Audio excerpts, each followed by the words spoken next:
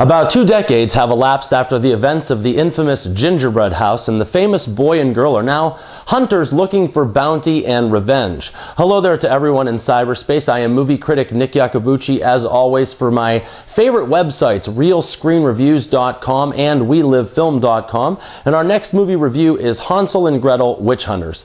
This action, fantasy, thriller, horror comedy opened on Friday, January 18th, 2013.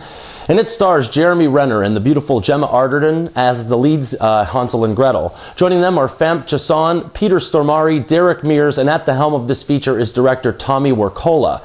He is the previous director of Dead Snow from 2009, and now he attempts to take beloved and classic fairy tale characters and puts one heck of an original and Hollywood spin on them. As I said, this tale picks up about 20 years after our heroic duo escaped the gingerbread house with their lives. In that time, they have grown to become fierce and tenacious warriors and channel their energies trying to rid witches from all corners of the world. For the right price, they will fight and take down any undesirable witch, warlock, entity, or whatever you throw at them. Well, people, Hansel and Gretel never really takes itself all that seriously, which actually works in its favor, but no matter how you sort it out, it's just not that good of a movie. I remember back when I saw the trailer a couple of months back. What did I say then? Let me think here. Well, people, there's only one place to begin after watching this trailer, and that's to say, do you want Swiss, do you want sharp cheddar, or maybe just go for the smelly Limburger, because Hansel and Gretel looks very, very cheesy to me. That was actually a spot-on prediction, and I couldn't have been more right with my call on that one. Okay, I will begin with the fact that this script is just plain horrific. Hansel needs injections. I mean, come on, please. Then the constant deliberate sarcasm didn't work at all, and to me they sounded like poor stand-up comedians at amateur night. Then there were weapons in this feature that didn't fit the film. Now, these weapons were not so much out of place as they were out of time, and there were many anachronisms that appeared in Hansel and Gretel. Just like the aforementioned injections and weapons, there were many countless points in the story that were completely out of time and place. Finally, this script is not funny enough to be called a comedy, it's not scary enough to be called a horror film, and it's not dramatic enough to be called a movie, period. It ends up being a little bit of this and a little bit of that, but when you add it all together, all you get is a whole lot of nothing. Renner was decent in this movie and probably the best of the dismal bunch, but he looked a lot like Hawkeye, even down to his outfit. He did, however, dictate some of the worst narration that I've ever heard in any movie that I've ever seen in my life. There were many times when he just stated the obvious, and his voiceover work would say something like, "Well, we just fought the witch and now we're still looking for Gretel." You know, really? No shit, dude. I just watched you do that on screen. Then I remember about 1.5 years ago in Hollywood what a big to-do it was to see which actress was going to play Gretel in this feature. There was a ton of actresses vying for this role, to which I answer, did any of you guys read this script?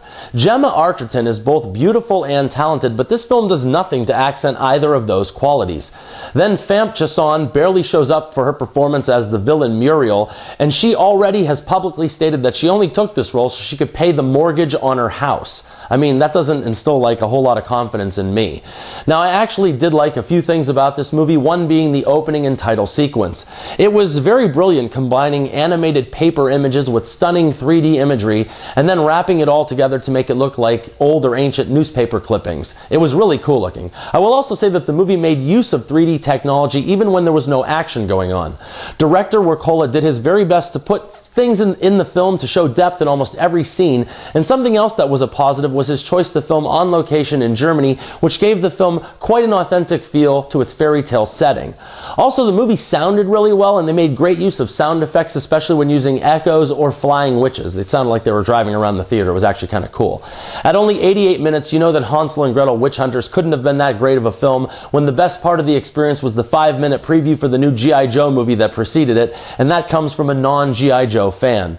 Hansel and Gretel might have become celebrities within their own feature, and maybe that's a good thing because they're not going to smell 1 ounce of popularity out here in the real world. This movie is just below average in almost every way, and with this movie, Broken City, Movie 43, A Haunted House, and Gangster Squad, I'm really much starting to believe that Hollywood just hates everybody in the world, and this is how they're getting back at us. They really need to get their head out of their Hollywood sign and start generating some quality movies once again. Nick's Real Screen Review is a very dismal 1 star out of 4, and that's for yet another giant disappointment in January known as Hansel and Gretel Witch Hunters. Well, I'm afraid that's all the time that I have, and thank you so much for stopping by. If you have enjoyed this review, please click like below and give me a thumbs up, or subscribe to either or both Real Screen Reviews or We Live Film if you haven't yet already. I'm sure that I'll be returning soon enough with more movie and trailer reviews, and until next time, this is Nick Iacobucci saying, remember people, I'm not always right, but only when it comes to the movies, and thank you for your attention.